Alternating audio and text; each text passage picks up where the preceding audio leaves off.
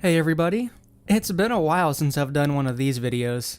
I used to do movie reviews back in the day. You probably don't remember, it's been several years. But one of the last things I reviewed on this channel before making the switch to my other kind of content was Fionna and Cake, Season 1, the Adventure Time spin-off.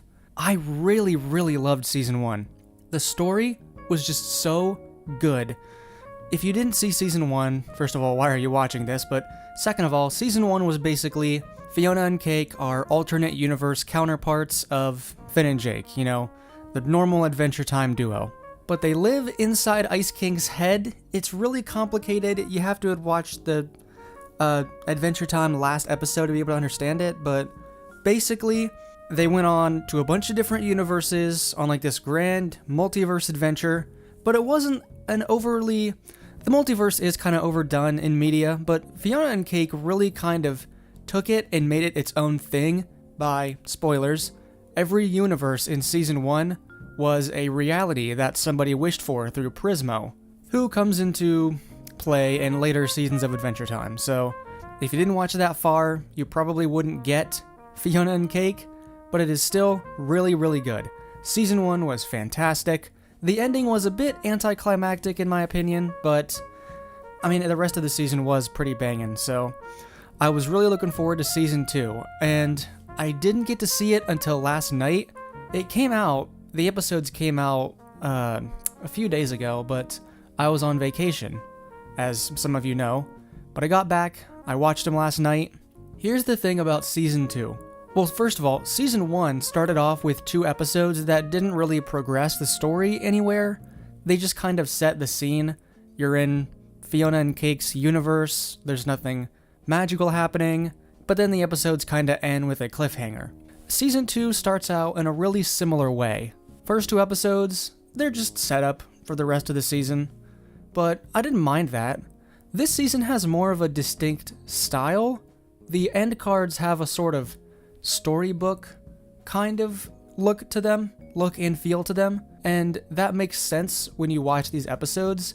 This season is very clearly going to focus on Huntress Wizard, which is a character in the main series that we didn't know too much about, but we're going to get a lot more world building with her here. These first 2 episodes are called The Hare and the Sprout and The Crocodile Who Bit a Log, and if you look on the Adventure Time wiki, there are some more names for some more episodes, and they kind of follow that naming scheme. The blank and the blank who blank, you know, that kind of stuff. And it kind of fits the tone of old storybook vibes. And it's not something I was expecting from this show, but it is welcome. Like, that's what I love about this team. The Adventure Time team is really good at making things feel so grounded and very cohesive. You know what I mean? There's an undeniable Adventure Time feeling to that main show and to Season 1 of Fionna and Cake, and that is still present here. Distant Lands had it as well.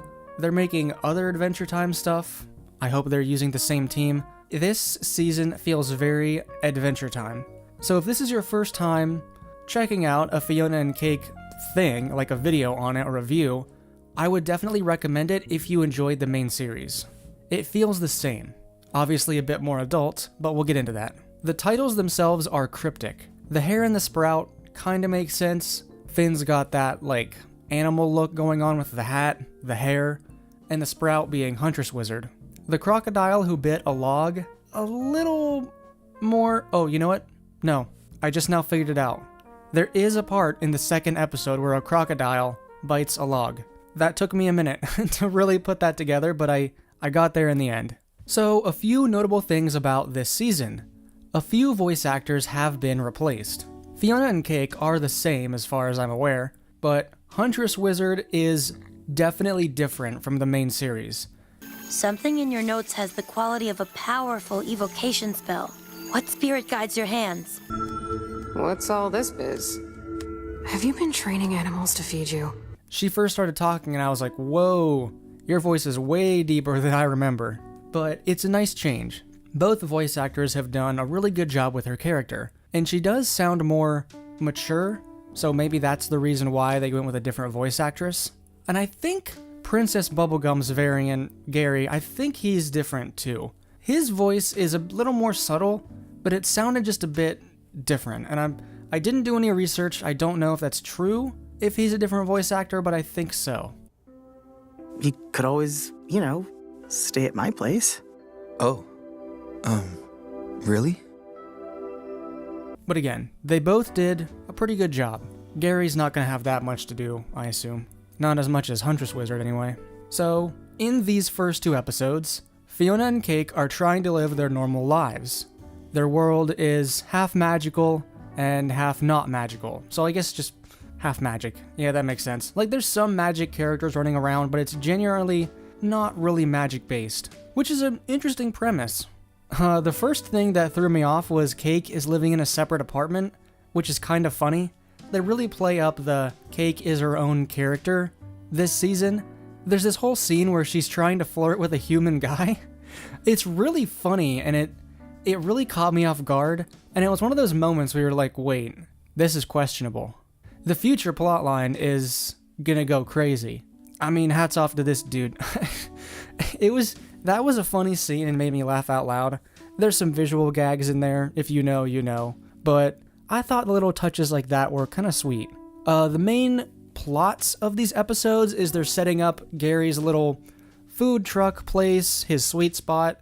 This is kind of a carryover from the first season, continuing that story.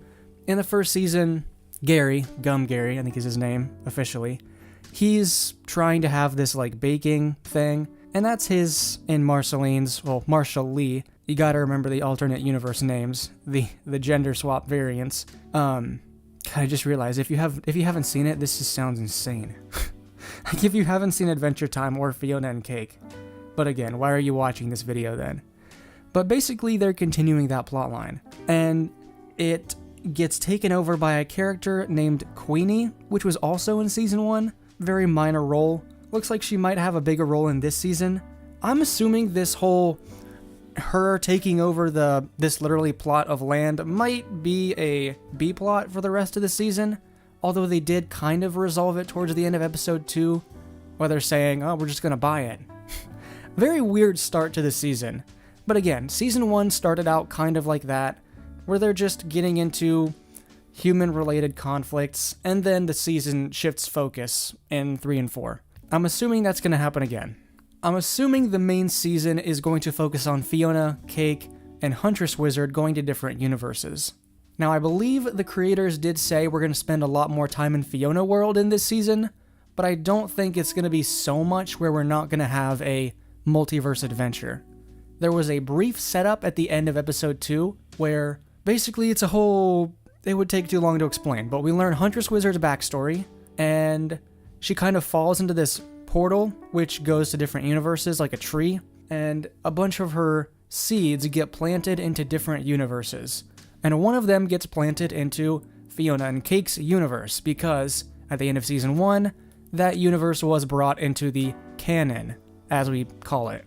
So, probably in episode 3, Huntress Wizard is going to grow from this seed, gonna meet Fionna, gonna go into the multiverse, and find a cure for Finn because he's sick. In season 1, in the second episode, I believe, or maybe third, one of these episodes, Finn fell into this tree while fighting this bear, and the tree is causing him to get sick. I don't want to say too much about the tree because you really learn about it in this episode, but basically it is causing some kind of crazy illness that there is no cure for in that universe.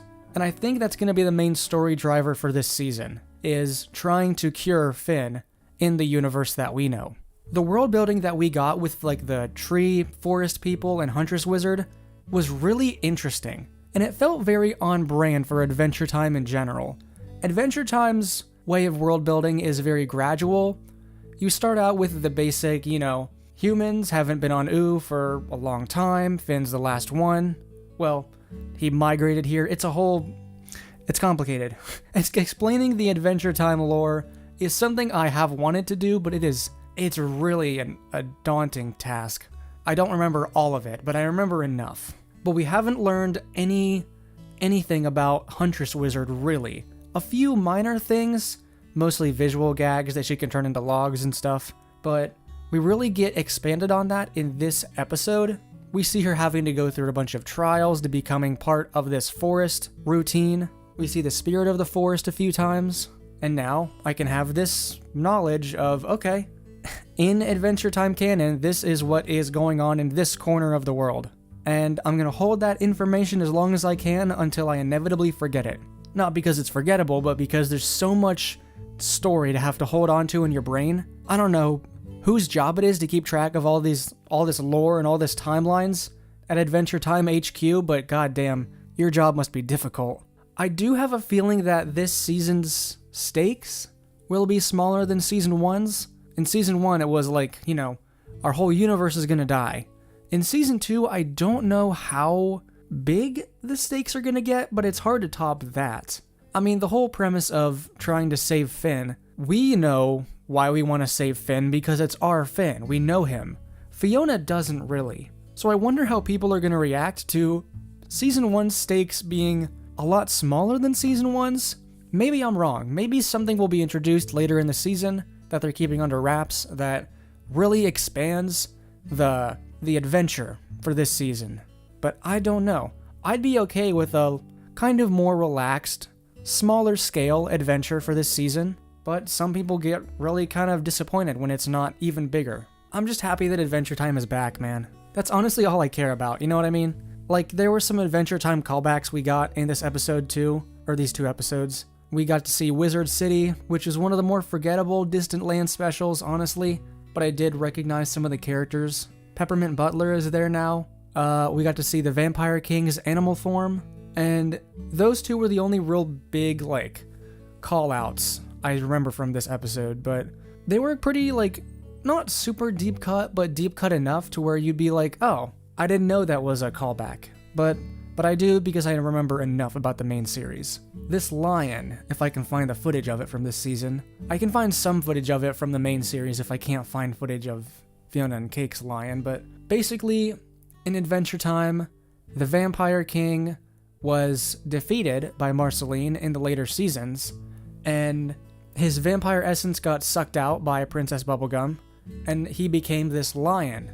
Just standard lion, and it looks like the lion's still roaming around the land, so that's who this character is. Speaking of Princess Bubblegum, my favorite parts of this episode were catching up with those characters. You do get to see Marceline, Simon, Princess Bubblegum in this episode. I like how Simon says that it's awkward, basically being around Marceline and Princess Bubblegum, because Princess Bubblegum and Simon, who used to be Ice King, he was always kidnapping Bubblegum. So it is really kind of weird for him to just be chilling. But Simon and Ice King are 2 very different characters, so I don't think it would be that weird. The animation also has really been stepped up this season.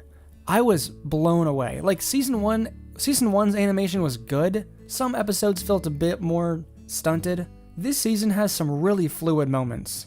The intro especially, but even just with generic, character movements. There's a lot of stuff with Huntress Wizard that is very well done. Actually, Huntress Wizard's backstory is animated in a different style, and it's one that's more soft and, whimsical, and it's just really enjoyable. Also, I vastly prefer this season's intro over season 1's. Not that season 1 was bad. They have their charms to both of them, but this one just feels a lot more cohesive, I guess. The main theme is this rock guitar riff, and it just fits the vibe a lot more, honestly. Last season's intro felt kind of chaotic and thrown together.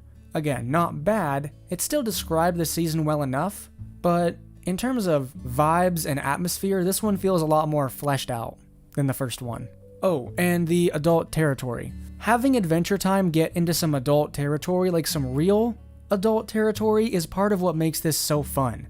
Sure, the original series had, deep themes and the occasional... there's that infamous clip of Season 1 Finn saying sexy. Yeah, there's a big sleepy lava man in our front yard, and he is so hot. Mm-hmm. Wait, no, I take that back. I mean, not sexy hot. No, you do mean sexy hot. No, I don't care. But, now this season, there's a few instances of light swearing. There's almost some brief nudity in the intro with that shot of Huntress Wizard. Everyone right now is scrambling to look up the intro. You don't see anything real. You see a little bit, but even little things like that, things that would not have been allowed in the main series, especially in later seasons of the main series, that little added touch of, yep, we've grown up with the audience, is really, honestly fantastic. It's just enough to where it's not in your face like Deadpool levels of adult, but it's just enough to respect the maturity of the audience. Overall, outside of what I've already said, there's not too much to say on these first 2 episodes. I haven't spoken about like the lore or really the story at length. Again, it's just setup. They're really good. These 2 episodes are really good reintroductions into the world of Fionna and Cake. And that's really all they are, but they are still worth watching, because they're just really fun escapism. So, yeah, I plan on doing a video every week when new episodes come out. Some episodes I might have more to say than others, but I do want to make this a consistent 5-video series, because there's 10 episodes, 2 episodes come out each week, I believe. So, yeah, those are my thoughts. I have been out of the game on movie reviewing, if you couldn't tell, but I'm excited to get back into it a little bit. So, yeah, I don't care how well these videos do. I'm not expecting them to break ground or anything. I just really like talking about Fionna and Cake, so hey, if you saw the episodes and you want to give your thoughts in the comments, you can do that. Let's have a discussion. And if you want to debate me on the Adventure Time lore, or, remind me of some things, you can do that too. So, yep. If you were missing the main content from this channel, the main regular content, you can find that on my second channel. A lot of people still don't realize I moved over there, but yes, I am still consistently posting over on Lavender Candles. So, yep, thank you everybody so much for watching. My name is Candles. I love you all. Good night.